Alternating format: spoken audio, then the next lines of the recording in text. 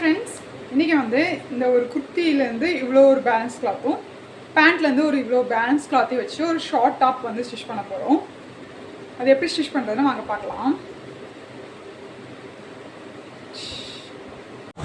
Hi friends, இப்போ வந்து நம்ம வந்து ஸ்டிச் பண்ணி எடுத்தாச்சு. அதாவது மேலே இருக்கிற கிளாத்தும் கீழே இருக்கிற கிளாத்தும் ஜாயின் பண்ணுறதுக்கு நான் வந்து பிளாக் கலரில் லேஸ் வச்சு அட்டாச் பண்ணியிருக்கேன். நெக் வந்து இந்த மாதிரி ஒரு டிசைன் நெக் வச்சுட்டு மேலே இருக்கிறது டாப் கிளாத், கீழே இருக்கிறது பாட்டம் கிளாத் மேட்சிங்காக ஒரு பிளாக் கலர் லேஸ் ஸ்டிச் பண்ணிட்டேன். இது வந்து ஸ்லீவ்லெஸ், அவ்வளோதான் கிளாத் அவைலபிள் இருந்துச்சு. ஸ்லீவ்க்கான கிளாத் எங்கிட்ட அவைலபிள் இல்லை, ஸோ நான் அதனால் ஸ்லீவ் வைக்கல. நீங்கள் இந்த மாதிரி ஷார்ட் டாப்பாகவும் ரெடி பண்ணலாம். உங்கள் வீட்டில் கிட்ஸ் இருந்ததுன்னா அதுக்கு நம்ம சின்ன க்ராப் டாப் பேண்ட் அந்த மாதிரி ரெகுலர் யூஸ்க்கும் வியர் பண்ணலாம். அந்த மாதிரி நம்ம ஸ்டிச் பண்ணலாம். இந்த மாதிரி நிறைய மாடல்ஸ் வந்து பேலன்ஸ் கிளாத்தை வச்சு ஸ்டிச் பண்ணலாம். இந்த மாதிரி ஜீன்ஸ்க்கு இந்த மாதிரி நம்ம வியர் பண்ணும்போது ரொம்ப ட்ரெண்டிங்காகவும் அழகாகவும் இருக்கும்.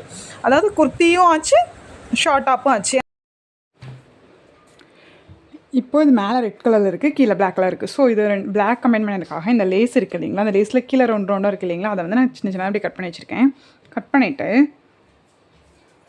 இந்த ஃப்ளவரில் நடுவில் இந்த மாதிரி பிளாக்கை நான் வந்து அங்கங்கே இதை வச்சிடலாம்.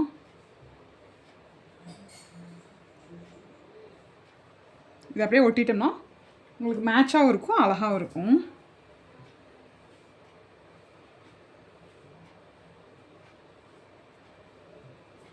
ஓகே, இது அப்படியே ரெடி பண்ணிட்டோம்னா டாப் ரெடி ஆகிடும். உங்களுக்கு என்னோட சேனல் பிடிச்சிருந்தா கண்டிப்பாக சப்ஸ்கிரைப் பண்ணுங்கள். தேங்க்யூ ஃபார் வாட்சிங்.